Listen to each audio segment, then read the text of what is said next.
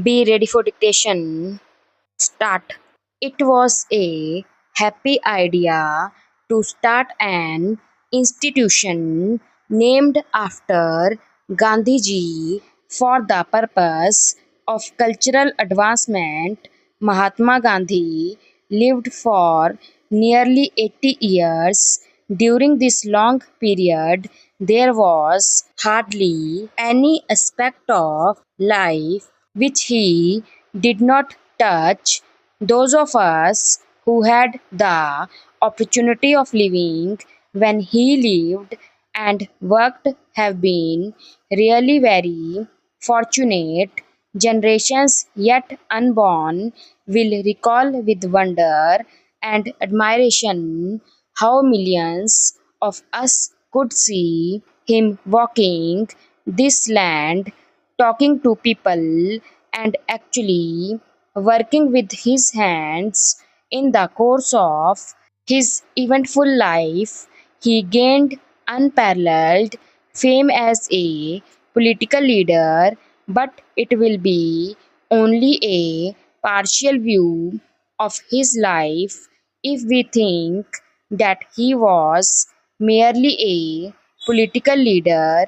His political career assumed importance because he fought for the freedom of the country with his unique weapons of truth and non-violence.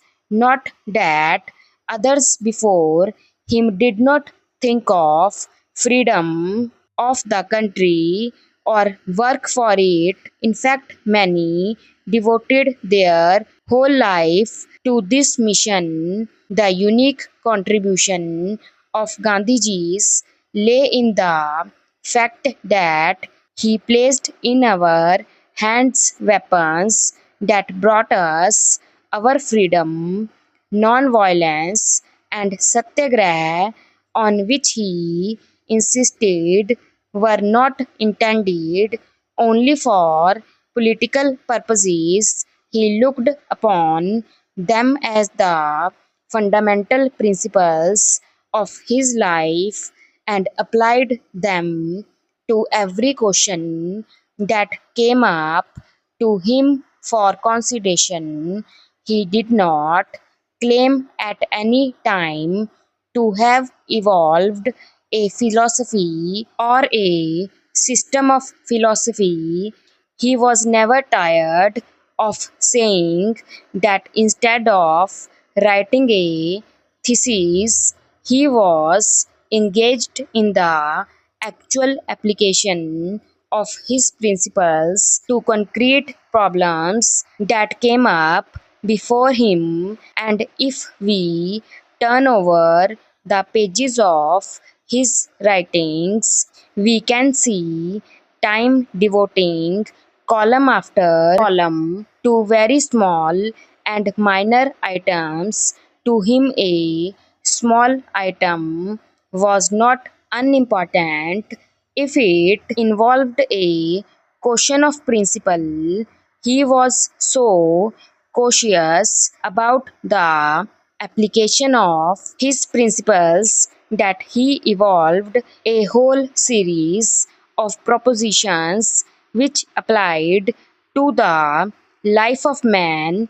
A small incident like the shooting of a monkey or the killing of a calf would attract his attention as much as the big question of the winning of Swaraj. If he was so very careful about his principles and so very methodical about their application that he should take a comprehensive view of things. It is quite true that every problem cannot be solved through ahimsa. Everything has its own action and reaction. In the world of today, we find that countries have been fighting countries and nations have been fighting one another for many a long years. Within our generation, we have seen two world wars fought for the purpose of ending war. Can anyone in his senses claim that war has ended or that all this violence which has been there for ages succeeded in ending violence, whether in the sphere of religion, economics, or politics? Violence has never solved any question. If it had solved problems, there would have been no problem left for us to solve, but the fact that there still are problems today shows that they have not been solved by the methods so far pursued by governments. Can ahimsa solve our problems? The answer is none too simple. The application of ahimsa to our present day problems is no doubt difficult, but perhaps it is not more difficult than ahimsa.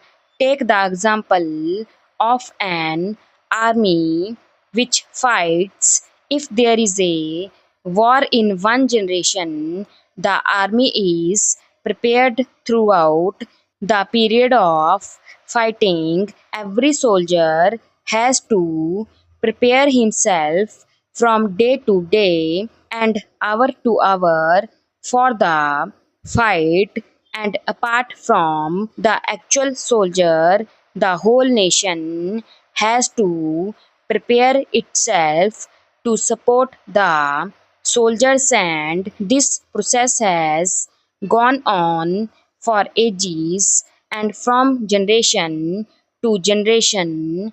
Nobody can say that ahimsa has been tried out to the same extent in any country or by any people.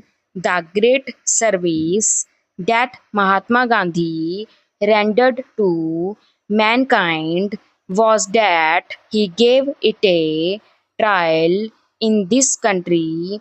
He had to deal with such material as was then available to him. I cannot claim that we were very good material, yet, even with this indifferent material, he was able to achieve his objective. It should not require much effort to imagine that if it is tried on a bigger scale, we can achieve other nobler objectives also. It is a fact that the world today is beginning to turn towards Gandhiji with the atom bomb and the hydrogen bomb. They have practically come to the end of the tether as far as the other method is concerned. Thoughtful and far seeing people have recognized that they are on the lookout for an alternative, and naturally their thought turns to Mahatma Gandhi's method. But unfortunately, there is so far no complete understanding of that method. It will not be right to think that other people are unable to understand Gandhiji. This is not correct. Stop.